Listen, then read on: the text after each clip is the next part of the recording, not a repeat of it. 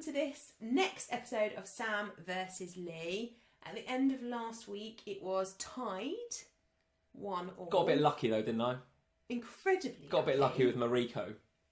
I'll take it. Ridiculous. Anyway, this week we picked players who were from teams in the top 6 at the end of last Sunday. Yes, okay. Now, obviously, that meant, in theory, we had kind of the best players to choose from last week. So I was thinking that this was going to be our highest scoring week. Oh, God. By a what long, actually long happened? way. It was the lowest scoring week so Excellent, far. very good. Excellent. Because actually, they've not done very well. Right. So let's start with your team. Go on. So you picked Ben Chilwell as your defender, Okay. returning a mighty 2 points. Yeah, that didn't go well. Okay. Didn't expect that though. I didn't expect Norwich to. I thought Leicester would see Norwich out, but Norwich turned a bit of a corner lately, maybe. Yeah. You picked the wrong Liverpool midfielder because you went Mane over Salah. And again, but an armpit away from a good score there. I mean, a VAR's killed me again. Yeah. Not for the first time this season. He did return you 6 with his Yeah, assist. I will take that. Yeah, take that. Could have picked Salah, couldn't I? Yeah. Okay. And then you had Rashford as your striker. Oh, yeah, it looked a bit out of sorts. Good defensive display from Everton, to be fair. Yeah. So, yeah, can't complain with that one. So, grand total of 10 for you. Oh, that's bad. It's quite bad, isn't it? Well, it's not great, is it? I mean, mine, yeah. Come on, let's hear it. How'd you get on? So, I had Trent as my defender, so I had 6 from him. And you could have picked Robbo, so you lucked out there. Go on. Yeah. I stuck with Captain America and went Pulisic in the middle. Oh, terrible. She had a terrible game, didn't he, Pulisic? Did get a little bit lucky in terms of our competition that he went off before the clean sheet was lost. So we got 3. We got the 3, rather than 2. Okay, very good, yeah. It's come to something when we picked top 6 teams and we're clutching at a clean sheet being held for our midfielder. But anyway. If you had him, would you transfer him out now, Pulisic? Oh, yeah. 100%. For Gameweek 18? Yeah. I think he's got to go, isn't he? Yeah, we need a new Avenger, not him anymore. Right. And my striker was Jamie Vardy, who okay, an assist. got an assist. Was probably could have been a goal. Not to have got a bit more. Yeah. This is quite close then. So you had 10, I had 14. So it's 2-1. Trent saved you there. Trent has saved me, yeah, because you had a return from Mane and I had a return from Trent and Vardy. So if Mane's armpit, what if I've been done by VAR again? I can't believe this. If that goal had stood, I'd have won that. Wouldn't I? Yeah, probably. 5 for a goal. But if Vardy's goal had been a goal and not a... It's fine margins. Fine margins here on Lee versus Sam, guys. Very fine margins. So it's 2-1. I feel aggrieved, though. I'll be honest. I feel aggrieved. You don't care. You get to pick your own players. Right, okay. Okay, so this week... Oh, dear. Okay, go on. We're gonna move away from the big clubs. Okay, because that went so well. It went so well last time. Yeah. And this time we are going for players from teams that are playing away from home in Gameweek 18. Right, okay. So it basically means you can choose players from Arsenal, Southampton, yeah. Burnley, Sheffield United, Crystal Palace, Wolves, Leicester, Manchester United or Chelsea. Okay, there's plenty to choose so from there, I think. There's plenty of good teams in there. Obviously, we lose Liverpool and West Ham because the game is off. Yeah, yeah. But there are plenty of decent options there, and also plenty of opportunities for slightly differential picks as well. I think within that, players that you wouldn't necessarily like. You might have gone for. Somebody that's not their big hitter, so not necessarily going to pick Vardy, are you, against Manchester City, for example, this week? I don't know. Might. But you might pick somebody else from within that Leicester side, for example. Okay, all right. So who have you gone for then? Who's your first? It's defender, midfielder, forward again, right? We're sticking with the defender, midfielder. Okay, so who's your defender? Just one from each side within each of our teams, so we can't just pick 3 Palace, for example. Got it. Okay. Okay, so I am going to start at Palace for my defence. Now, this is a slight risk.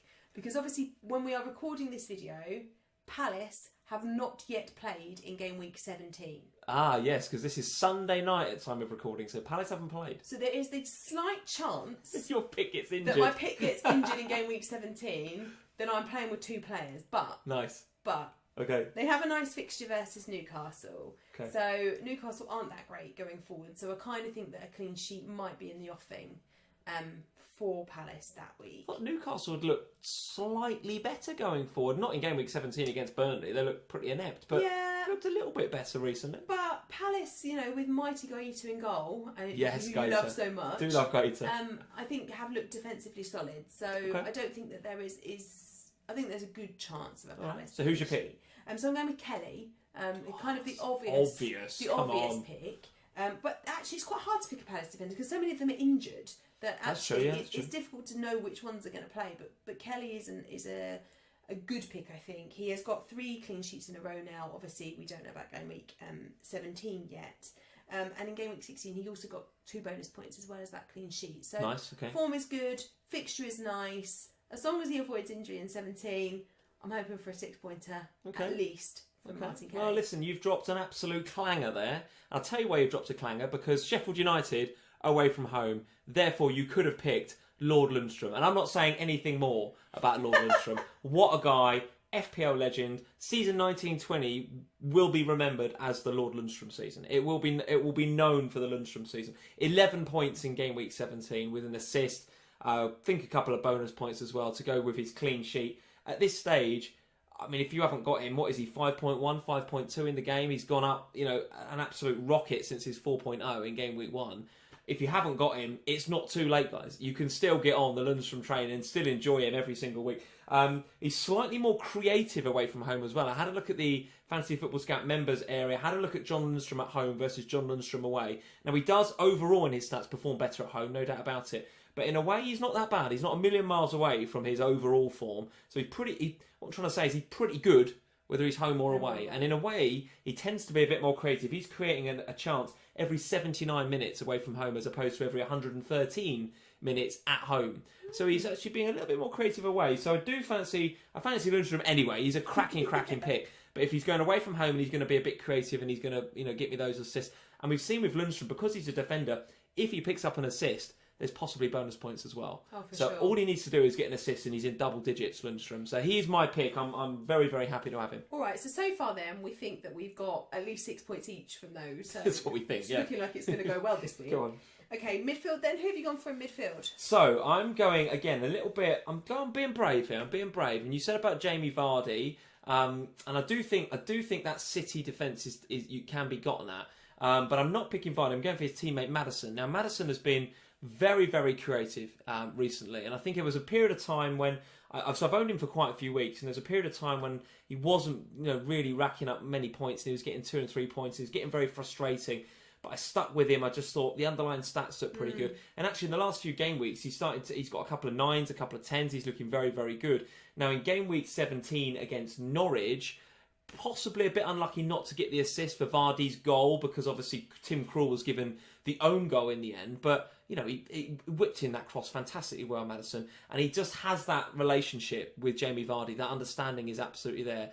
Now against Man City, whose defence is fragile at the best of times, I do fancy Leicester to do really, really well.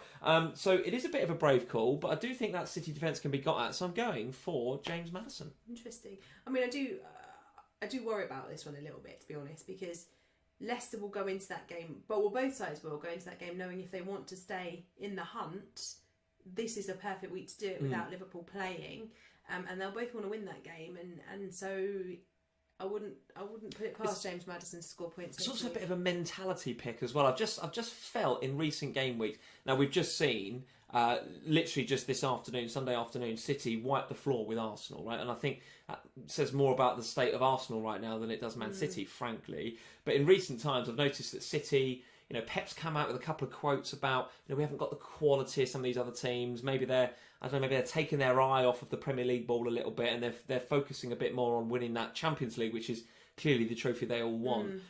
Leicester, on the other hand, 100%, laser focused on the Premier League and getting up there with Liverpool as best they can. Now, you rightly say Liverpool not playing in 18. So if Leicester can beat Man City at the Etihad, not only is that an unbelievable statement, but it means they go into the game against Liverpool in game week 19, knowing that if they can beat Liverpool at the King Power Stadium, suddenly it's game on in the title race. Potentially, there's like a 3-point gap, and suddenly it gets interesting, and suddenly people are talking about Leicester maybe overtaking us. So that Leicester versus Man City game, I just think Leicester have got all the motivation they need to go to the Etihad and really make a statement in the Premier League. I think it's brave. It's a brave pick because there are nicer games out there. There are nicer games out there. Less difficult games out there. So go on, who have you picked? So I've gone for one of those. The players playing in a less difficult fixture. So Manchester United are playing Watford this week. Now, Watford did look better in the Saturday lunchtime game. I thought it was a lot better against Liverpool, yeah. They did. It was against Liverpool. It's a difficult game, and you know, they were improved. There was an improvement.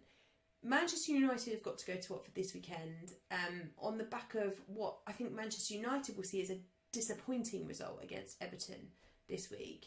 They will have been expecting to have beaten Everton given the form that Everton have been in, although Everton have shown a lot of fight in the last couple of games. Yeah, Big Dunk's got them sort of resilient and tactically a bit more astute, isn't he? Yeah. So I think Manchester United will travel to Watford with the kind of the attitude that they need to kind of get back to. After those two great results against Man City and Spurs, they will want to get back onto that winning mentality. So I'm going to go with Martial as my midfielder of choice this week. Got a goal and 2 bonus points, as well as the clean sheet in Gameweek 16.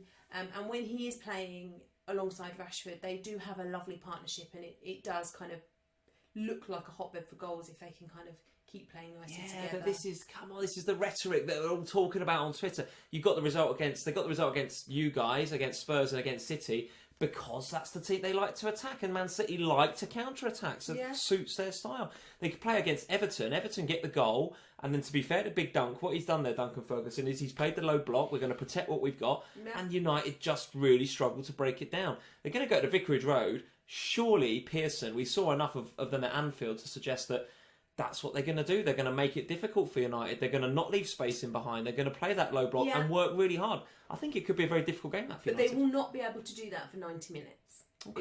Is my view. Is that, you know, Watford will absolutely try to do that, but I don't see them being able to successfully keep out Rashford and Martial for the whole 90 minutes. Interesting. All right. So Martial it is. Martial it is. All right, go on then to your forwards then. Who's your forward? So I am going to go with an FPL legend. Go on. Of last season. The golden boy of FPL last year with Raul Jimenez. I think Jimenez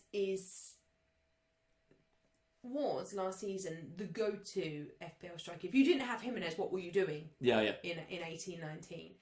In 19-20, he has quietly gone about his business. Yeah, he's not massively explosive, is he? But he's ticking over those points pretty nicely. Very quietly ticking them over. 6 returns in the last 7 game weeks, which, nice. You know, if you think about that from an FPL point of view, you would be more than happy with a striker doing that. And I think because there's been some explosive, you know, Jamie Vardy's and Tammy back, you know, not in the last couple, but there's been some explosive players in that striker position this year. He's kind of got a little bit overlooked, and I think against Norwich, who are hit and miss. Norwich, I think their form is returning to Norwich. Well, they're an injury away from form disappearing again, is my opinion. The squad depth isn't great. We're getting into a busy, congested period of the calendar year.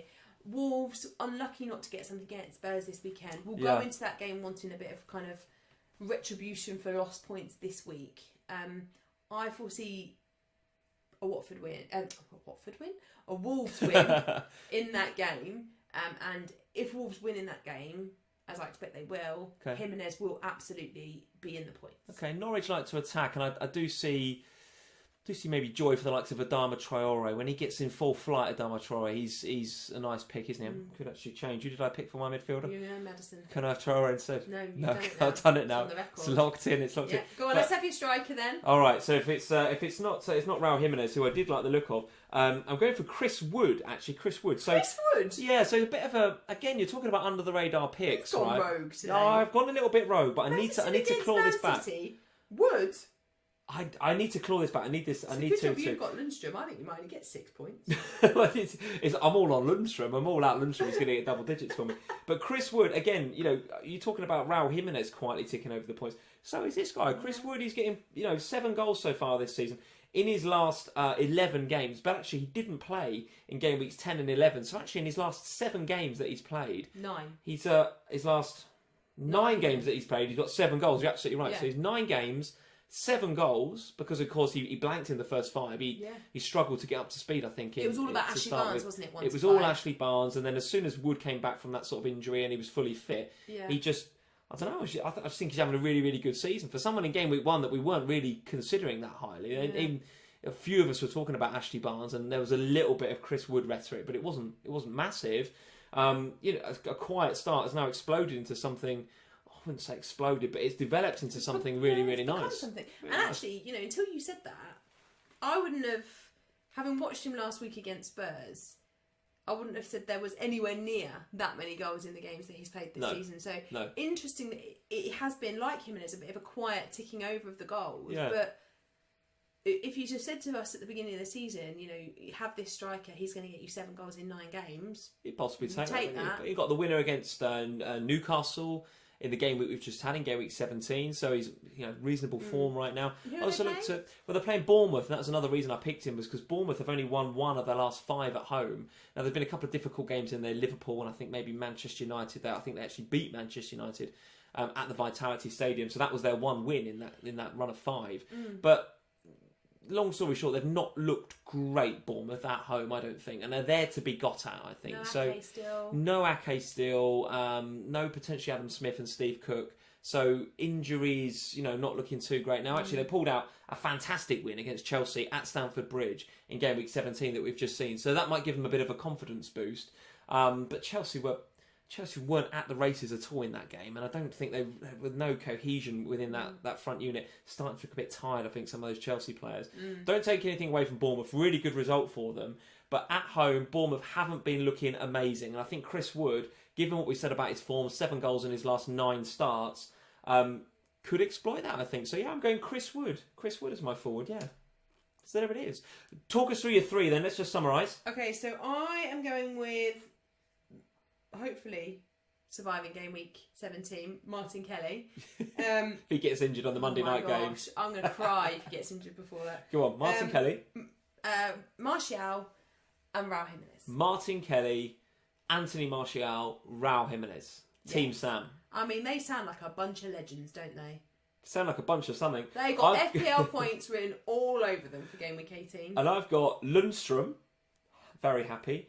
Maddison, brave, but I'm happy. I'm happy with Maddison. I think there's a statement of intent about to come out of the Foxes. I can feel it.